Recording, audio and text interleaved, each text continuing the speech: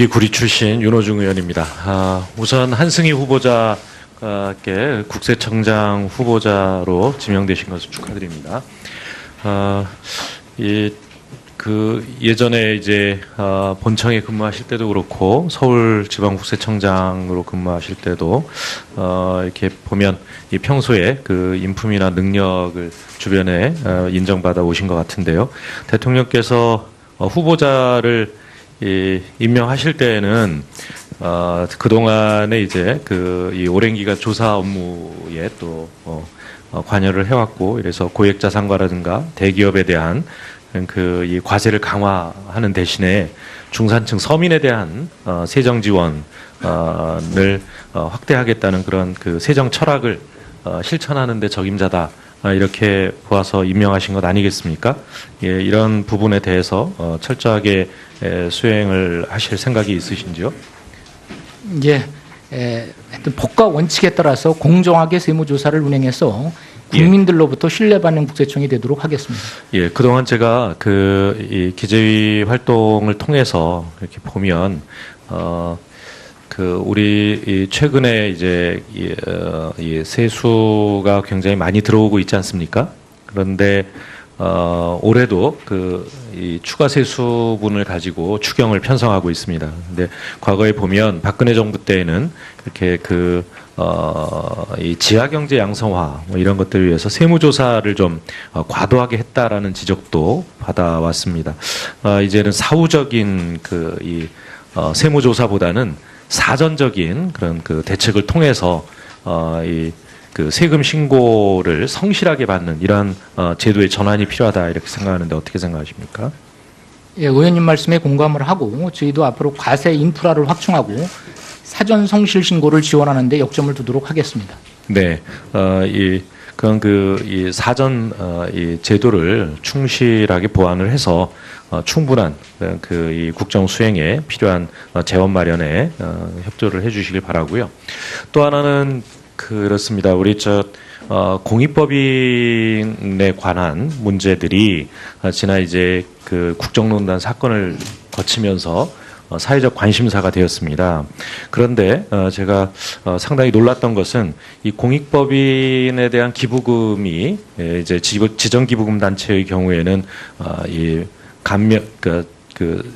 세금 감면 대상이 되고 있는데, 그렇게 세금 감면을 받고 있는 이 공익법인에 대해서 국세청이 적극적으로 조사를 한다든가 이런 것들을 해본 적이 거의 없더라고요. 이건 좀 문제가 있지 않습니까? 예, 의원님 말씀 유념해서 그런 부분에 앞으로 잘 관리를 해나가도록 하겠습니다. 예, 특히 보니까 박영수 특별검사팀이 수사를 하면서 청와대가 이 소위 화이트리스트라고 하죠. 그러니까 정권에 지원을 해주려는 그런 단체 명단을 작성해가지고 청와대 비서관이 정경련에 직접 전달을 한 것이 수사 결과 발표가 됐어요. 이게 그렇게 전달한 게 2014년 1월 15일인데 15개의 이 보수 단체들 명단과 또 이제 어느 정도를 지원해 달라라고 하는 뭐 금액 이런 것까지 적어가지고 전달한 예가 있습니다. 이 단체당 한 2억 정도, 총 30억 정도가 정경련의 지원을 받았는데, 정경련의 설립 취지나 또 이런 정경련 역시도 기부금에 대한 면세 혜택을 받는 단체인데, 이렇게 활동하는 것에 대해서는 이게 이 설립 취지에 맞는다고 보십니까? 또 면세 혜택을 주는 취지에 맞는다고 보십니까? 예, 잘못된 것이라고 생각합니다. 예, 그건 뭐 잘못된 부분에 대해서 당연히 제가 볼 때는 국세청이 적극적인 조사를 했어야 된다고 봅니다. 왜냐하면 이 15개의 단체들을 보면 뭐 국민행동본부라든가 어버이연합 뭐 등등 여러 가지가 있는데, 이 중에는 물론 이 공익법인으로 등록이 돼 있는 단체도 있지만 그렇지 않은 단체도 있어요.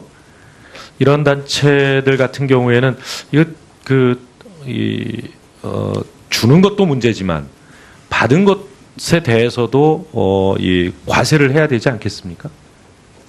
이제 앞으로 세법 규정에 따라서 네. 적정하게 운영되고 있는지 이 잘 점검해 나가도록 하겠습니다.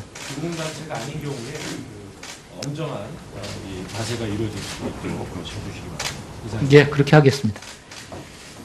네, 수고하셨습니다. 다음은 박명재 위원님 질의해 주시기 바랍니다. 예, 포항남론 독도가 지역구인 박명재 의원입니다. 우리 후보자님 독도 한번 가 보셨습니까? 가보고 싶었는데 아직 못 가봤습니다. 한번 갔어요. 예. 직원들 대리시고 한번 가시고 우선 축하드리고요. 지금 국세청에서 대부분을 이 조사통으로 보냈습니다. 검찰의 중수부와 비견되는 서울지방국세청 제4국장, 조사국장, 본청조사국장. 그런데 이 납세 지원 업무는 중부청의 납세 지원국장 역임한 게 유일한 것이죠, 대개. 그 외에 그 사무관 시절에 일선 세무서에 여러 세무과에 근무를 했습니다. 그 서울청 조사사국장 시절인 2013년, 14년 사이에 역대 가장 많은 세무조사를 실시해서 추징한 세금이 무려 얼마였습니까? 2조 8천억 원. 맞죠? 네, 제가 말 그대로 정확히- 월칙을 올리고 계가를 올린 그런 거 실적이 있습니다. 그래서요, 지금 우리 후보자가 국세청장으로 내정된 데 대해서 시중의 여론이 그렇습니다. 또 저희들 볼 때도 그렇고 인품이나 실력과 자질 경력 면에서는 손색이 없고 비교적 무난하고 잘된 그런 인사다 하는데 일반 국민들과 기업들이 이런 걱정을 하고 있습니다. 제가 지적합니다. 지금 문재인 대통령의 대선 공약 이행에 지금 5년 동안 얼마나 소요된지 알고 계십니까? 176조.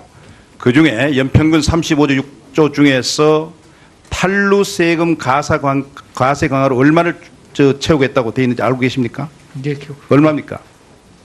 얼마입니까? 한 16.6% 연간 5조 9천억. 알고 계시죠? 예, 그래서 지금 시중에서는 이걸 하기 위해서 조사통인 우리 한성희 씨를 후보자로 내정했다. 이런 여론 하나고, 두 번째는 기업인들은 이렇게 생각합니다. 국민들이. 자, 지금 이 새 정부의 급속한 최저임금 인상, 그리고 비정규직의 정규직화, 법인세 인상, 여기에다가 조사통인 국세청장이 오다 보니까 이게 무리한 이 세금 조사, 다시 말하면 마른 세금, 마른 수건 쥐어짜기, 그리고 기업 옥죄기, 이게 실현되는 것 아닌가 하는 우려와 염려가 있습니다. 이 점에 대해서 분명히 한번 말씀해 주세요. 예, 저는 세무조사를 비롯해서 국세행정 운영이 경제 활동에 부정적인 영향을 주어서는 안 된다고 생각합니다. 그리고 앞으로 직접적인 세무조사 건수나 또는 사후검증 이런 것들도 축소해 나갈 생각입니다. 다만 고질적 그런 탈루 영역에 대해서는 보다 국세청의 역량을 집중해서 관리해 나가도록 하겠습니다. 아까 우리 추경호 우리 의원께서 지적했습니다마는 재정 수요 충족을 위한 국세 행정. 난 그게 본질적인 건 아니라고 생각해요.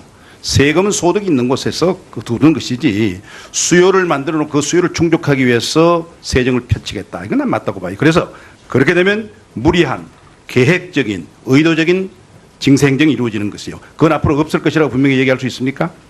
예, 그렇습니다. 저희 원래 지금 세수도 90% 이상이 자발적인 신고납부 세수입니다. 그래서 지금 아까 우리 그 모두 발언 중에 제가 이 가장 감동적인 것이 성공적인 세정은 국민의 공감과 신뢰가 뒷받침돼야 된다. 그렇죠? 예, 그렇게. 그런 정치를 이어나가는데요. 지금 국세청장이 차관급이지만은 검찰총장, 국정원장, 경찰청장 함께 소위 4대 권력기관으로서 인사청문회를 거치고 있습니다. 뭐 알고 있는 바고요. 그런데 역대 국세청장의 블랙 히스토리, 검은 흑역사를 갖다 기억하고 있습니까?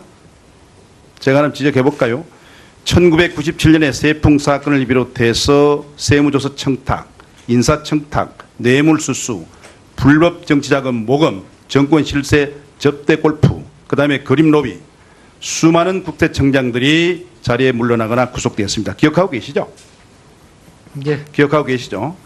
자, 이런 걸 반면교사로 삼아서 앞으로 정치적 외압으로 인한 표적 세무조사 등의 부당한 명령, 그리고 적법하지 않는 명령이 내려오게 된다면은 정치 권력에 휘둘리지 않고, 아까 어떤 의원께서는 권력의 칼잡이 이런 표현을 썼습니다만은 자신의 소신과 법과 원칙에 따라서 국세행정을 이끌겠다는 강력한 의지 표명이 있습니까? 한번 말씀해 보세요. 어떻습니까? 예, 세무조사 등 국세행정은 조사 목적 그 세법에 규정한 그런 규정한 그 요인 외에 어떤 목적도 개입이 돼서는 안 된다고 생각을 합니다. 자리를 내놓을 각오를 가지고 국세행정을 바르게 이끌겠다 약속하실 수 있는 것이죠. 예, 그렇게 하겠습니다. 예, 수고하셨습니다. 다음은 인프라를 확충하고 사전 성실 신고를 지원하는 데 역점을 두도록 하겠습니다. 네, 이 사전 이 제도를 충실하게 보완을 해서 충분한 이 국정 수행에 필요한 재원 마련에 협조를 해주시길 바라고요. 또 하나는 그렇습니다. 우리 공익법인에 관한 문제들이 지난 이제 그 국정농단 사건을 거치면서 사회적 관심사가 되었습니다.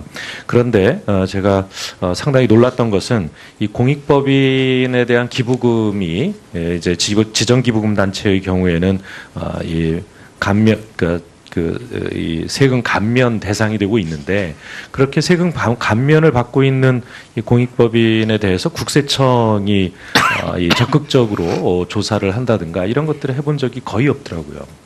이건 좀 문제가 있지 않습니까? 예, 의원님 말씀 유념해서 그런 부분에 앞으로 잘 관리를 해나가도록 예, 하겠습니다. 특히 보니까